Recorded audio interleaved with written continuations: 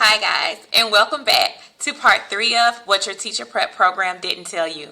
My name is Jaleesa Hooker-Jones, and I'll be going over formative assessment today with you guys. So I've received emails from you, feedback, and I am grateful for all of that feedback that you guys have been giving me. This truly drives my sessions with you all, and I had this on the list, but I moved it up because I saw that people had questions about it. So we're going to go ahead and dive into what is formative assessment. When you're looking at formative assessment, you may ask a couple of questions. These are some of the questions that I've received when it comes to instruction. What should I use to determine if my students are mastering content? What can I use to hold my students accountable? How can I post-check my class as I am teaching? And what should be used to monitor teaching and learning as it is happening? All of that is formative assessment. Formative assessment should be used to monitor student learning, to provide ongoing feedback that can be used by instructors to improve their teaching and by students to improve their learning. Formative assessment should be used both ways. A lot of times we focus so much on the teacher aspect and what teachers can get out of it, and we kind of leave out the fact that it's great for our students to know where they are, what kind of progress they're making, if they're declining, if they need to work on certain skills that we see over and over again, especially in subjects like ELA, and we're able to determine that through formative assessment. So what's the purpose of formative assessment? Formative assessment should help students identify their strengths and weaknesses and target areas that they need to work on. Formative assessment helps teachers recognize where students are struggling and gives you an opportunity to address those problems immediately, especially when you're doing check-ins. As you're teaching a unit, you can use formative assessment to see where all your students are and kind of gauge if everyone is actually mastering the content or understanding what you're teaching. It helps teachers identify content that needs to be retaught. It should be a low-stakes item to help improve student learning. Formative assessment should not be a 200-point assignment. It should be something that students can do, or especially if it's an exit ticket, that's worth 20 points, worth 50 points, something that's not going to impact a pass or fail for their grade. It should offer opportunities for feedback, and it should drive instruction. I also noted on here that formative assessment is a process. It is not a particular test, but instead a cycle that we should look at and should be integrating in our lessons daily. So, looking at formative assessment cycle, you should administer tasks. After you administer those tasks, examine student work. You've given them an exit ticket. All right, you're going to look at that exit ticket to determine what they actually understood from your lesson that day, how well they're actually mastering those concepts. That information that you receive from an exit ticket, from a check-in, if you're doing fist to five with your students, is one of my favorite ways to assess students while you're actually teaching. That should inform your teacher knowledge. Teachers and students, pardon this interruption. So formative assessment should be a cycle. It should be, you should use the information to inform your teacher knowledge. After you know where your students are, use that to inform your instruction. Your instruction should be based on that formative assessment. If you've given out something to students as an exit ticket or a survey to see where they are, and you see that 70% of your students did not understand or scored poorly on that formative assessment or that exit ticket, that's something that you may need to reteach, well, definitely reteach and revisit the next day with your students. If you're doing a check-in while you're teaching, you're doing a fist to five, which I say is one of my favorite things, and you ask students, where do you guys, how do you feel on that? Everybody got it, and you're getting ones and twos because they don't understand what you're saying. That's an opportunity to reteach. So you should use that kind of formative assessment to have this cycled where you kind of know what's going on. You're looking at the data, you're examining your students, you're gauging where they are, and that's driving your instruction. Now we want to keep pacing on point, but please note that most curriculums have some wiggle room with pacing. They understand, the creators understand that when they, that students are not going to always grasp everything immediately. So they have 1 or 2 days built in that pacing guide for you to reteach, for you to revisit some of those concepts. So keep that in mind as well when you are going over things with your students, that you have some wiggle room, you have an opportunity to go back. So let's look at some examples of formative assessment. I went over, what formative assessment was, why it's important in your instruction. Now we're going to look at some examples that you can use in your classroom. This is a list that I found online, and guys, I love this list. I didn't have to, add my own stuff so much because this list really embraced everything that I love with formative assessment, the things that I think are good opportunities to assess students and good ways to assess them, but still have a high level of engagement. So 4 corners. This is one of my favorite things for the elementary people. My son is 10 years old. He's at WHAM. I love Westdale Heights Academic Magnet. It's one of the best schools we have in EBR. And he constantly comes home every day. He's like, whew, I got to finally take off my mask. I can breathe. Can I go outside? That type of thing. 4 corners gives you an opportunity to assess those kids, but take them outside. So if you have a courtyard, if you have a parking lot, if you have a basketball court like WHAM does, you can take chalk, make 4 corners, A, B, C, and D, move those students around, and have your test prep there. If you guys think the answer is A, move to square A. Kids will love that. Okay, it gives them an opportunity to let loose a little bit and get outside of the traditional sitting in a desk type of environment. We want to have all types of differentiated instruction. And when you do activities like this, it allows you time, it allows you opportunities to differentiate and to have those students engage in learning. 3 summaries. I love this, and I actually put a little spin on it when I saw it. I read over it. It's 10 to 15 words, that you tell the kids to write a summary on whatever you taught that day. You move the next one to 30 to 50, and you can even add a third one with 75 to 100. Now, I added a spin on it, and then I say add seconds to the time, give a time limit on the words that you're giving them. For example, you may have the first one is 10 to 15 words. I might say in 20 seconds, write me a 10 to 15 word summary. Go. To put on your timer, give them that 10 to 15 seconds. You can give them the Jeopardy timer that's on YouTube. You can have music. You can use whatever to keep those students highly engaged. After that 10 to 15 seconds, I would use the next one, number 3 on the list, hand it, pass it. Pass that paper around. Make sure no one's name is on it so that way the students don't feel shame if they get anything wrong or if they don't get the concepts correctly. Once you pass it around, give them 10 seconds to pass it. It's all over it's distributed all over the classroom. Nobody knows who has whose paper. I might say, okay guys, go ahead and read over what your classmate wrote. Give me some examples. Allow students to raise their hand, give you examples, read off some of their classmates' examples. And you use those examples to allow them to peer edit. So you'll say, okay, what could have been added to this? Allow your students to lead instruction then. They can say, hey, this was wrong. She should have added this, this, and this. And you say, go ahead and edit that paper. You've given them an opportunity, whoever did it incorrectly, to hear, and those other students know the incorrect way or the correct way to do something as well. You can ask them for good examples, you can ask them for bad examples, and that way you've checked everyone throughout the classroom. You've allowed them to edit their peers' work, and you've allowed them to lead instruction. So then you would pass it again, and you can create this routine, have that person write 30 to 50 words in a minute, and then have them pass it and do the same thing.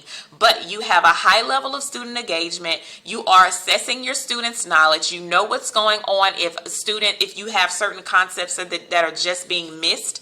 So then you know what to go over with them. All right. Moving on from Hand It, Pass It, I love partner quizzes. I think partner quizzes are great for especially high school students. It allows people to meet with each other and for them to, again, have peer-led instruction. So you can have them going over concepts with each other or going over the lesson with each other. As you hear things that are incorrect, if you hear things that are incorrect, you can go and correct them. You can work with them as a whole group. Who's to say that after they finish their partner quiz, you can't go over the whole thing with them still and see where they are? All right. So again, group work, small groups, collaborative assignments, you are allowing all of that within a lesson like this. Transfer the concept. I love that one as well. If you're showing any type of video clip, guys, any type of movie, all kids of all ages love that. Okay, you may have kids to say, I don't want to watch The Lion King, or that. Let me tell you something. Even your high school students, you put on a clip, they are all into it. I'm a high school educator. I've been in high school my entire career. I'm telling you, high school they will love it the same. You put on Avengers, Spider-Man, anything like that with those elementary kids, they are all the way engaged. They don't care if the clip is 30 seconds. All right, so we'll transfer the concept, allows you to show clips and movies and try to, have them identify heroes and villains, that type of thing, good and bad. So those concepts that you're going over, introduce them with videos. That's absolutely perfect. Think, Pair, Share is something we use in all of our schools, most of our schools. That's a great concept. I also like Stop and Go, and I put a spin on this one as well because I'm always thinking of, my brain is creative. So when I see something, I can add something, and then I'm like, okay, this will work out perfectly. So Stop and Go. You can have your kids have red and green cards in your classroom, and they hold them up as you expand on concepts, as you teach concepts. They'll either give you a red or a green to let you know, I got it or I'm lost. So you can have those cards available to your students, and that way they can say, I got it or I'm lost. And you'll know what you need to stop and go over with them. I added my spin on it. I will put this in my partner quizzes. So as they're working with their partner, they can say that they understand something or they don't understand it when they're going over it with their partner. If you see two reds, you know you need to go to that small group and see what's going on and assist them if needed. All right, that's another opportunity for collaboration with their peers. So you can say, I'm going over here. If it's a red and green, green should be teaching red. All right, peer-led instruction. So I like that Stop and Go as well. Prodigy has a lot of, I got this from Prodigy, and they also have a lot of different diagnostic tests. They have a lot of video games that are aligned with curriculum, a lot of effective assignments that you can use with your students. Illustrations is great for young children. I know my son loves to draw. A lot of them do, and it kind of gets them away from all the writing, even though writing is necessary. It gets them away from it for a second to kind of you have some artistic expression. So we want to have that in our classes as well, so those creative students and those creative beings such as myself can have an opportunity to work in a way that they are strong in. Entry and exit tickets. Entry tickets can be given as kids come in your classroom. You can use that to have them reflect upon whatever they learned that day before. So if they are looking at something, you taught a concept, and all of our stuff is usually linked together. You want to make sure that they understood whatever you taught prior before they go into a new concept. Entry tickets allow that. We talk a lot about exit tickets, but we don't look at entry tickets as much. You can use that entry ticket, flip as kids are coming in and they're filling it out, pick it up. You can flip through it as they're working on their bell ringer and kind of see where they are, and that way you can go over it before you go into the next lesson. So it doesn't have to be extensive. It needs to be something that's very quick. Like I said, something you can flip through and make sure that they are understanding what you're teaching, or they understood the previous lesson, especially those over a long weekend. Make sure they understand it before we move on. Okay, 2 roses and a thorn is one of my favorite warm-up exercises. It can also be used as an exit ticket.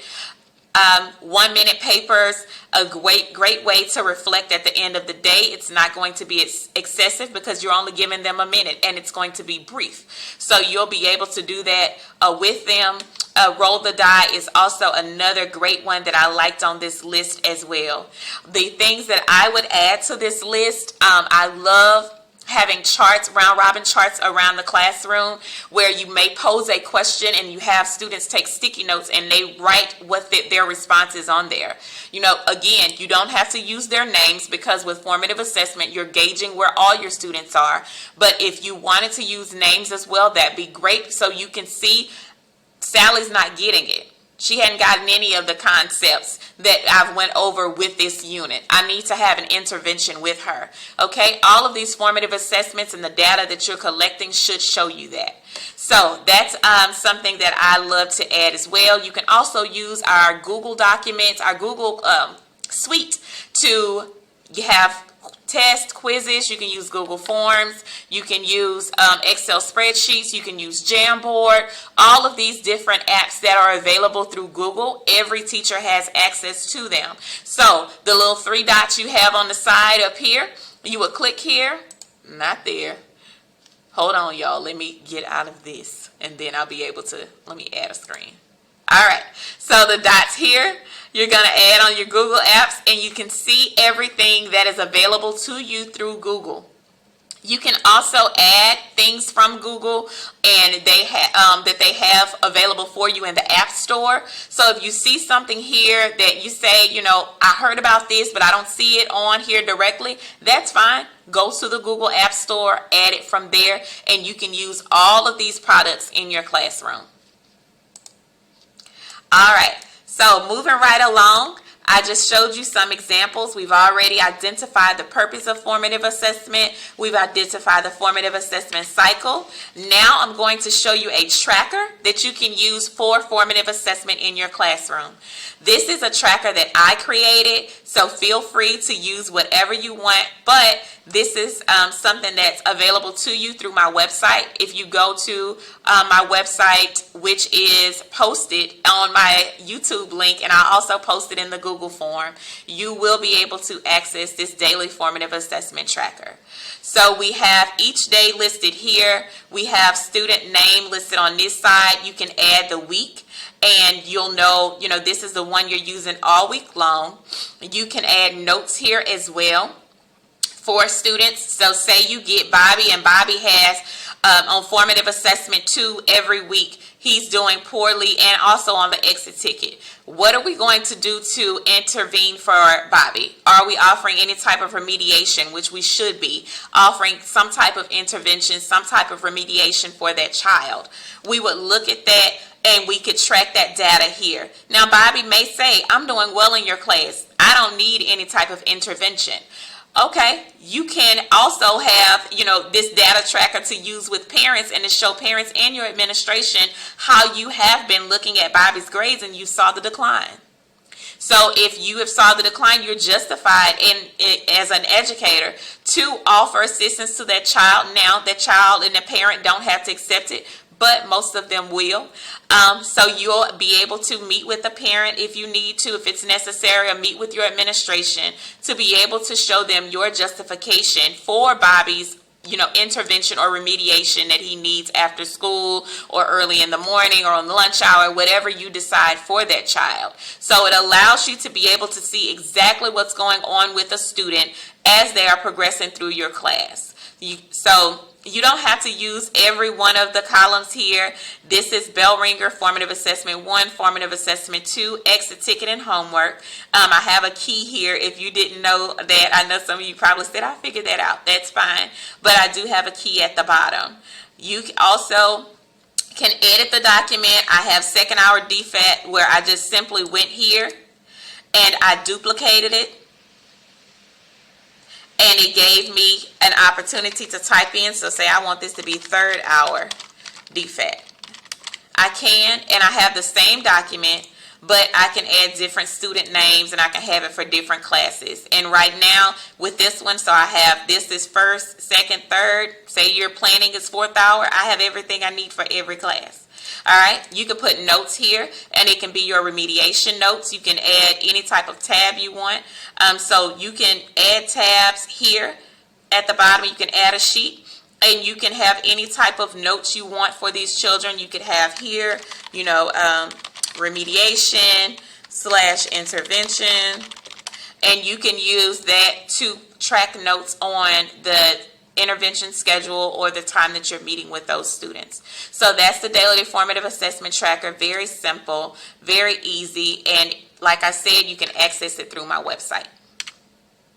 So let's review some concepts and we'll go ahead and wrap up today. So formative assessment should drive instructional content and strategies. Formative assessment should be used throughout teaching.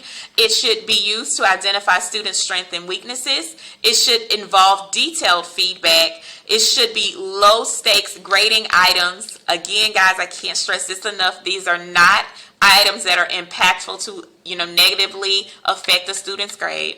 And formative assessment is a process. That process can include a data tracker, which I created for you because you should be tracking student data and should be using that to drive your instructional practices and driving your instructional strategies with your students as well. So that's all I have for you. As always, you can contact me at my email at jhooker@ebrschools.org. I also have a Google Classroom, and the link is here, KYGG76Y. You can add yourselves to my Google Classroom, and you can also subscribe to my channel so you always know when I'm uploading videos. The next video should be up in 2 weeks, and I will use your feedback to determine what is going to be on that video. So send me emails, contact me. You can reach me at any time, like I said, via email. And if you need me to come to your school or your classroom or give you some one-on-one attention, I can absolutely do that as well. Send me a calendar invite, a meeting request, and I'll be there. The resources used are listed here. I hope you guys have a fantastic day, and I will see you next time. Bye.